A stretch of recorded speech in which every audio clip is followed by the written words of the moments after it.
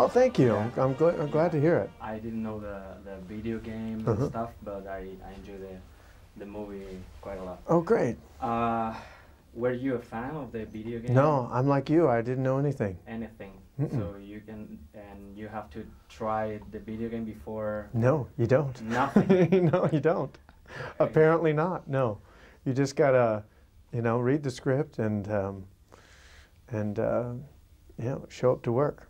Well, I have a sense of. I mean, I'm not entirely ignorant of what the game is about and some of the origins of the character or some of the essence of the character, but.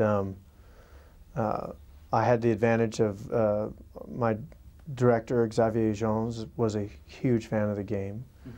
And so he took on that responsibility for me.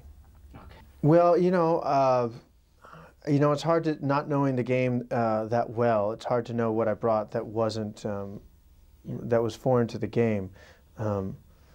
I do tend to be, and was on this particular project, very opinionated. I didn't hold back in terms of what I'd like to see happen, and in terms of the character and the overall story. Specifically, oh gosh, there's examples everywhere. I mean, in terms of, and it was real. I don't want to misstate it because it was a real collaboration of ideas between Xavier and I, and then the two of us often trying to convince the studio to agree with us. Okay. Yeah.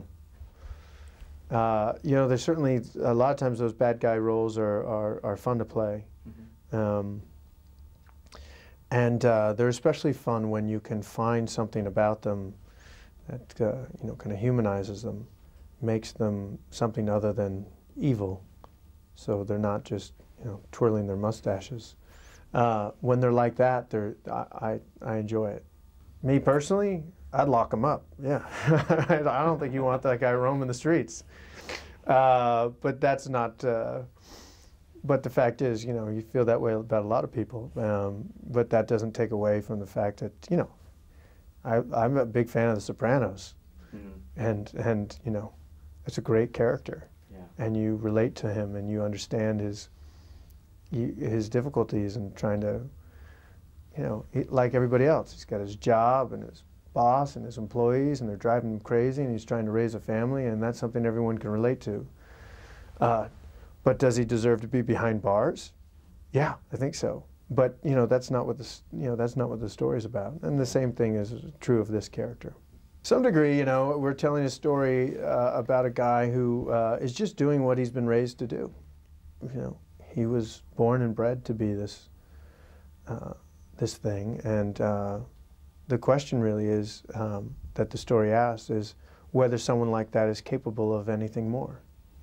Yeah, I don't know. Well, those characters have existed for a long time. I can go back to, I bet I could go really far back, but certainly in this type of film, you can look at the old John Woo films, Nights in the 70s, and you can look at, Blade Runner had a similar character and similar themes, Luc Besson, La Femme Nikita.